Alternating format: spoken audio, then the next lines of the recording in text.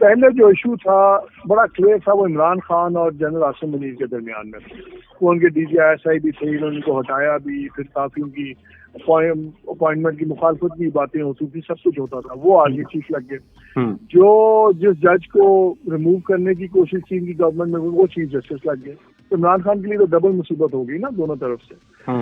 दोनों साइड्स को अब रिकैलिब्रेट करना पड़ेगा अपने स्टांसेस एंड ऑल दैट। और मैं हमेशा ही कहता हूँ कि इमरान खान को और आर्मी चीफ को, दोनों को अपनी जो उनकी टिपिकल पर्सनैलिटीज हैं उनसे हट के अपनी अपनी जात की नफी करते हुए अपना जो पर्सनैलिटी ग्रेन है उसके अगेंस्ट जाके फैसले करेंगे तो कोई मामला आपस में बढ़ सकते हैं। अगर इशू बनेगा 18th अमेंडमेंट का, NFC का, काउंसिल ऑफ कॉमन इंटरेस्ट का, प्राइवेटाइजेशन का, इस पे हम बिल्कुल आपके साथ नहीं जाएंगे। अच्छा, अब 18th अमेंडमेंट NFC के इश्यूज हैं जो फौजी की आदत चाहती है कि रिविजिट की जाए। अब PMLN इस पोजीशन में है नहीं कि उन बातों में गारंटी दे सके, तो फिर उनकी रावलपिंडी उनको बजाएगा कि आप मामले लगते हैं, आपने किस तरह इतनी बड़े वादे कर दिए हैं हमारे भी आपसे। बिस्मिल्लाहिर्रहमानिर्रहीम, अस्सलाम वालेकुम। सियासत.pk आप देख रहे हैं, जमाल अहमद आपके साथ हूँ। सीनियर सहाफी, सीनियर तज्ज़कार मोहम्मद मालिक साहब हमारे साथ मौजूद है। सर अस्सलाम वालेकुम। अस्सलाम वालेकुम जी। सर मालिक साहब, इंतखाबात हुए, बहुत रोज गुजर चुके, कोई मंजरनामा क्लियर नहीं है, समझ नहीं आ रहा कि क्या होना है। हुकूमत बननी है, दोबारा इंतखाब होना है, हुकूमत बनेगी तो किसकी बनेगी, सामने कौन है, आईनी ओहदों पर कौन है। सर हो क्या रहा है, ये किस तरफ जा रहा है मामला? नहीं, मेरा ख्याल है मंजरनामा तो बिल्कुल क्लियर है। फैसले हुए में है। एक बड़ा फैसला ये है कि PTI की हुकूमत किसी कीमत पे नहीं बननी। खैर अभी नंबर्स भी नहीं है, लेकिन अगर देखिए अभी तो उनका तो फैसला उन्हीं रिजल्ट से होगा ना जो भी डिक्लेयर हुए हैं। उन रिजल्ट पे तो नहीं होगा जो हाथ हो गया। सो जो रिजल्ट डिक्लेयर्ड है उस पर हुकूमत बन नहीं सकती, और अगर होती भी तो आपको पता नहीं बनने दिए जानी थी। ये भी फैसला हुआ है कि नवाज शरीफ साहब की पार्टी गवर्नमेंट बनाएगी, वरना इतना ज्यादा तमाशा और ये सारा खेल खेलने की जरूरत क्या थी। उनकी ख्वाहिश तो ये है PMLN वालों की कि वो सेंटर में गवर्नमेंट ना बनाए, आराम से पंजाब में हुकूमत करते सुकून से 5 साल, और सेंटर का गन कोई और उठाता। लेकिन उनको वाजे कर दिया गया है कि सेंटर तो भाई आप बनाएंगे, हर कीमत पे बनाएंगे, अगर आप नहीं बनाएंगे तो आपको पंजाब भी नहीं दिया जाएगा। इसलिए ये बड़ी क्लियर चीजें हैं। पीपल्स पार्टी की अलबत्ता लॉटरी बड़ी अच्छी निकली हुई है। उनको सूबा भी उनके पास, उनको बलोचिस्तान भी मिल रहा है, और इसके अवज वो उनको प्राइम मिनिस्टर का वोट दे देंगे। उन पर बहुत ज्यादा प्रेशर है इस वक्त कि वो पार्टी गवर्नमेंट ज्वाइन करें, मैंने कैबिनेट को ज्वाइन करें।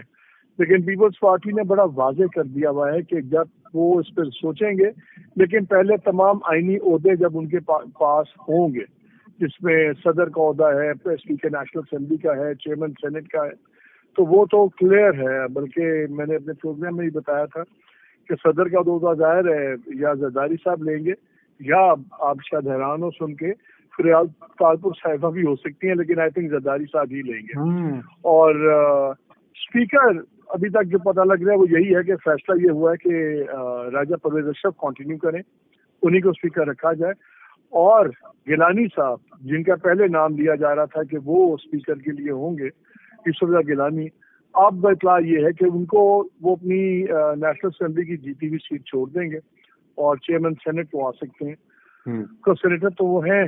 सो ये तो गेम वो लगी हुई है। सो इससे अगर कोई बेयकीनी या क्राइसिस है वो फ्रैंकली मुस्लिम लीग नून के लिए है। बिकॉज देखिए, एक जो भी है, एक मामला तो तय हुए थे ना कि वापस आएंगे तो मियाँ साहब के केसेस खत्म कर दिए जाएंगे, और उनके खत्म होंगे और इमरान के शुरू होंगे। मियाँ साहब बाहर होंगे, इमरान अंदर होगा, उनकी पार्टी अंदर होगी, पूरे माहौल में इमरान की पार्टी बाहर कर दी जाएगी। तो ये अगर सब कुछ करके, ये तो नहीं हो सकता ना कि अब आप PMLN वाले भी आराम से कहें ठीक है यार हम तो पंजाब में अपनी हुकूमत बना के सुकून से बैठेंगे। तो वो अंग्रेजी में कहते हैं ना, there is no such thing as a free lunch. तो आपको उनको हर कीमत पे गवर्नमेंट बनानी है। अब मेरा ख्याल है कि ये एक दो दिनों में फैसले सामने भी आ जाएंगे, और इस वक्त बहुत ज्यादा प्रेशर PPP पे डाला जा रहा है। लेकिन जो खबरें आ रही हैं उसके मुताबिक उन्होंने बड़ा क्लियर कह दिया है कि ठीक है हम अगले स्टेप में आ सकते हैं, लेकिन पहले सारे आईनी ओहदे हमें सिक्योर करें, उसके बाद बात करेंगे। एक पीपल्स पार्टी का भी यही मौके है कि आईनी ओहदे हमें दो, बाकी वो जो पहले 16 महीने की हुकूमत का हुआ उसका सारा मलबा हम नहीं उठाएंगे। वो हमारी जुबान में कहते हैं कि वो ये चीचों से गंडेरियां दो तेरियां वाला हिसाब भी हो सकता है। 3 साल तुम्हारे, 2 साल मेरे, 2 साल मेरे, 3 साल तुम्हारे। नहीं 3-2 वाला तो सिर्फ इसलिए था कि उनका फंसाओ इनको, पीपल्स पार्टी को ले आओ उस लालच में। मुझे आप एक बात बताइए बड़ी लॉजिकली, मुझे आप एक बात बताइए कि जो सबसे सख्त फैसले होने हैं वो शुरू में होने, पहले साल के अंदर, पहले 2 साल में। 3 साल बाद तो शायद अगर कोई पॉजिटिव डेवलप होगा तो वो डेवलप होगा ना 3 साल बाद। क्या आप चाहेंगे कि सारे सख्त फैसले आप करें और जब फायदा उठाने का टाइम आए तो वो दूसरे को आप दें? ऑब्वियसली नहीं ना, इसलिए वो लॉजिक थी नहीं। और पीपल्स पार्टी को पता था कि बात नहीं बननी, अभी सिर्फ उनको लाया जा रहा था कि किसी तरह वो कैबिनेट में आ जाए, और 3 साल बाद कोई और बहाना बनेगा, कुछ भी बनेगा, उनको इंतजार नहीं मिलेगा। सो दे आर वेरी क्लियर, और ये अब PMLN को उठाना पड़ेगा।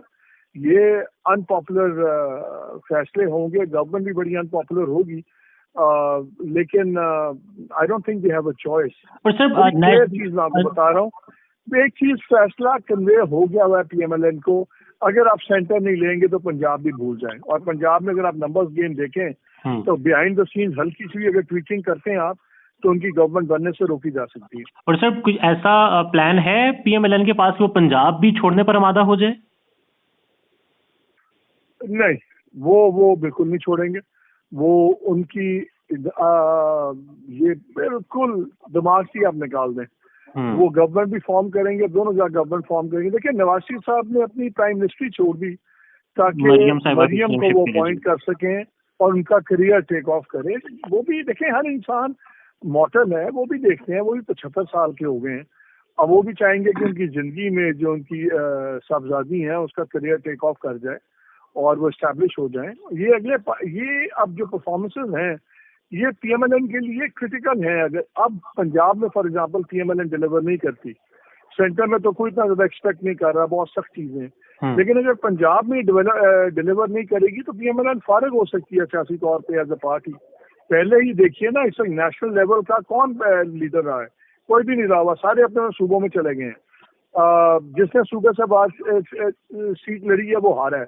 बिलावल हार गए लाहौर से, मियाँ साहब हार गए मानसहरा से, बहुत से बड़े लोग तो अपने सूबों में ही हार गए। तो इस वक्त सारे प्रोविंशियल लीडर्स बन गए हैं। तो सबकी टॉप प्रायोरिटी प्रोविंस की पॉलिटिक्स है कि अपने भी बेस स्ट्रॉन्ग करें और उसके बाद सेंटर में देखें। लेकिन ये जितनी अनसर्टेनिटी है, ज्यादा श्योर मुझे तो कोई अनसर्टेनिटी इसलिए नहीं लगती कि मैक्सिमम पीपल्स पार्टी जो है वो सपोर्ट इनको देगी। देखिए अनसर्टेनिटी तो तब आती है ना, जो आपने शुरू में सवाल किया था कि इलेक्शन होने का खतरा है क्या नहीं, अगर गवर्नमेंट फॉर्म नहीं कर पाते। गवर्नमेंट फॉर्म हो जाएगी, फॉर्मेशन की शराइत पे नहीं होगी, उनकी शराइत पे नहीं होगी पीपल्स पार्टी की शराइत पे, और लेकिन गवर्नमेंट डेफिनेटली फॉर्म हो जाएगी। पर सर अगर पीपल्स पार्टी मरकज में वजारतें लेती है तो पंजाब में भी कोई हिस्सा मिलेगा पीपल्स पार्टी को? ऐसी भी कोई शर्त हो सकती है? मेरा नहीं ख्याल की वजारतें लेंगे। आज भी बड़ा categorical stance supreme court Bilawal Bhutto ने बड़ा क्लियरली कहा है कि जी हमारा स्टांस बड़ा क्लियर है, हम अपने फैसले पे कायम है। और उन्होंने कहा कि जितना ये स्टेलमेट है ये उन्होंने सारे इल्जाम डाल दिया उनकी नेगोशिएशन कमेटी पे PMLN की, और कहा कि हमारा फैसला बड़ा अटल है। और मेरे शो में कल आए थे सैफुद्दीन कुल्ली साहब भी, उन्होंने भी यही बात की। उन्होंने कहा यार बात ये है कि जब हम गवर्नमेंट बनवा के दे रही है और इनको मर्जी क्या चाहिए, और गवर्नमेंट बनाए करें।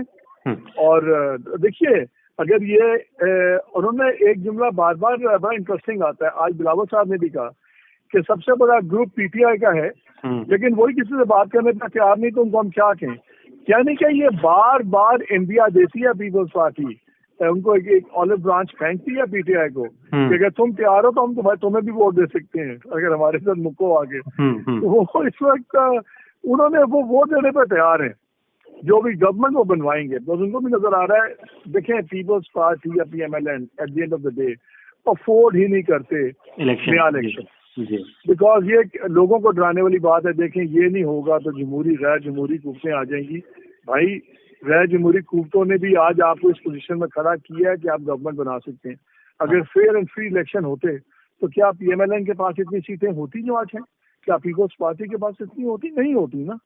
ये सबको पता है। इनको ये पता है कि अगर नया इलेक्शन हो गया तो जितना इस बार ही मैनेज हुआ है दोबारा मैनेज नहीं इस तरह हो सकता। हाँ। और उनको पता है कि अगर नया इलेक्शन होगा तो मार्शल और खतरा नहीं है, ये सीधा सीधा फिर PTI की हुकूमत बनेगी। इमरान खान के आने का खतरा है। हाँ, वो अफोर्ड ही नहीं करते ना। वो ये दोनों सियासी जमातें अफोर्ड करती है ना, भाई फौज की क़यादत अफोर्ड करती है। इसलिए ये गवर्नमेंट भी बनेगी। PMLN आपको नजर आएगा, वज़ीर आज़म भी उनका होगा, शहबाज शरीफ साहब गालिबन। हाँ, और वो जो है पीपल्स पार्टी बहुत बड़ी पॉलिसी डिसीजन पे इससे पहले अपना वो लेगी। आज इनका जो मामला फंसा हुआ है ना, देखिए इनका मामला फंसा हुआ है दो चीजों के ऊपर। एक चेयरमैन सेनेट का इशू, बिकॉज वो डार साहब को अकोमोडेट करना चाहते हैं, उनका फाइनेंस मिनिस्टर बनना बहुत मुश्किल हो गया अगर उनके लिए भी PMLN रखना चाहती है। और दूसरा, इन्होंने बड़ी कैटेगोरिकली इनको पहले बता दिया है कि अगर इशू बनेगा 18th अमेंडमेंट का, NFC का, काउंसिल ऑफ कॉमन इंटरेस्ट का, प्राइवेटाइजेशन का, इस पे हम बिल्कुल आपके साथ नहीं जाएंगे।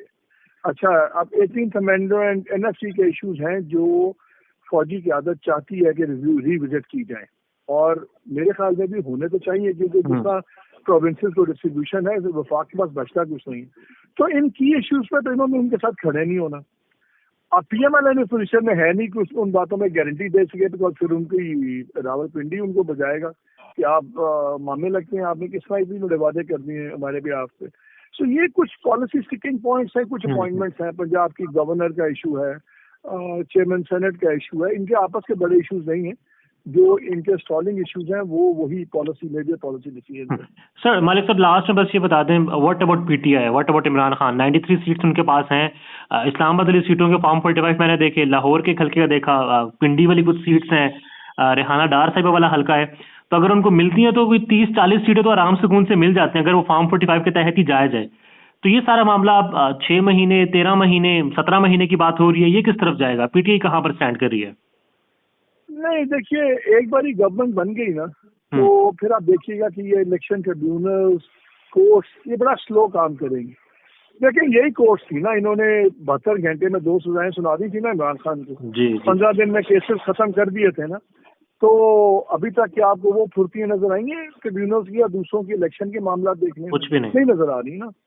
तो कुछ भी नहीं होगा। ये 2-2 साल तक केसेस चलते रहेंगे। गवर्नमेंट एक बार फॉर्म हो गई तो रिलीफ अगर मिलेगी भी तो PTI के मामला में जो मेरा अंदाजा है उस वक्त मिलेगी जब तक बहुत लेट हो गया होगा। नई गवर्नमेंट आएगी, बजट भी देगी, मेजर IMF की नेगोशिएशंस भी होंगी। इन दो चीजों को डिस्टर्ब नहीं होने दिया जाएगा, ना बजट को ना IMF नेगोशिएशंस को। और सबसे मुश्किल काम भी पहले 6 माह है, वही IMF एंड ऑल दैट जी। सो आई थिंक वो 6 माह उनको हर कीमत में मिलेंगे। PTI को वैसे भी रिलीफ मिलेगा, स्पेस मिलेगा PTI की लीडरशिप को, वर्कर्स को?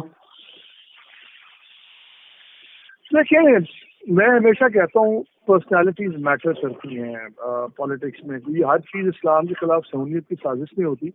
अब पहले जो इशू था बड़ा क्लियर था, वो इमरान खान और जनरल आसिम मुनीर के दरमियान में।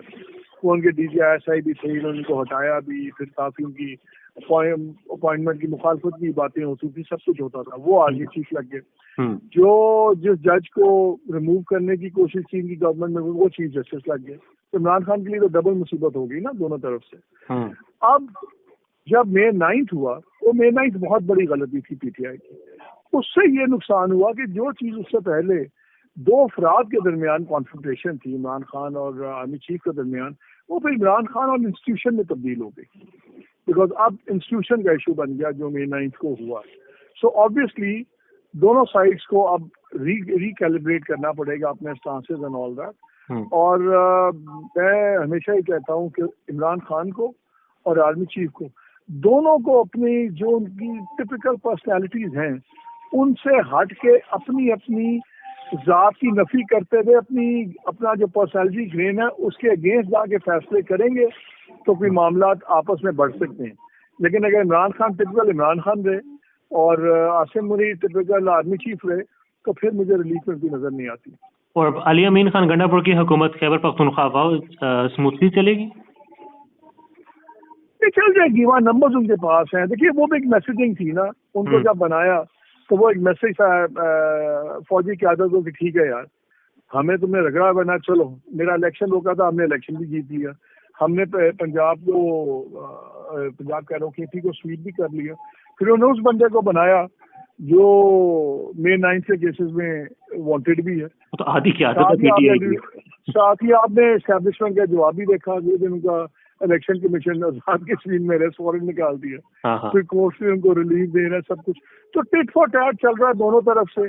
और अभी तक जितनी मैसेजिंग है सारी एग्रेसिव है, लेकिन कहीं कहीं हम देखते भी हैं। लाइक फॉर एग्जांपल अब मैं देख रहा हूँ KP में जिस तरह आतिफ खान है, दूसरे हैं, उनकी बेल्स होनी शुरू हो गई है, काफी लोगों की बेल शुरू हो रही हैं।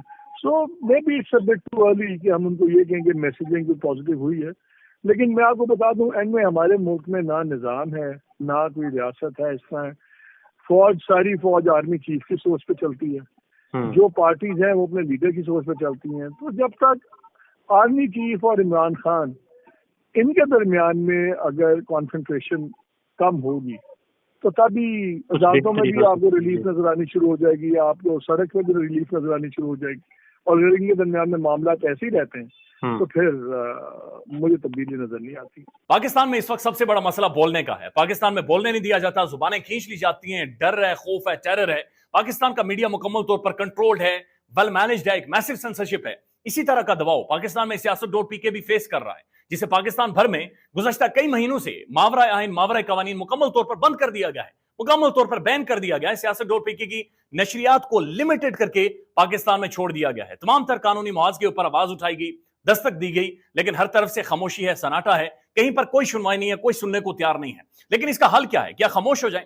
क्या सवाल ना करें? क्या मालूमात आप तक ना पहुंचाएं? क्या इंफॉर्मेशन आप तक ना पहुंचाएं? मालूमात भी पहुंचेगी, इंफॉर्मेशन भी पहुंचेगी, सवालात भी उठेंगे, लेकिन अब आपने रोल प्ले करना है, आपने अपना किरदार अदा करना है। और छोटा सा एक प्रोसीजर है, प्रोसेस है, उसके बाद आप अपना किरदार अदा करें और हमारी मदद करें। पहले आपने यह करना है कि हमारे YouTube चैनल को सब्सक्राइब करना है, उसके बाद ज्वाइन के बटन के ऊपर जाना है, क्लिक करके हमारा मेंबर बनना है। या फिर दूसरा ऑप्शन यह है कि आपने वीडियो की डिस्क्रिप्शन में जाना है, वहां पर पैट्रियन का लिंक मौजूद होगा, उस लिंक के ऊपर क्लिक करें और हमें सपोर्ट करें, हमारा हिस्सा बने, हमारी ताकत बने। ख्याल रखिएगा। अल्लाह हाफिज।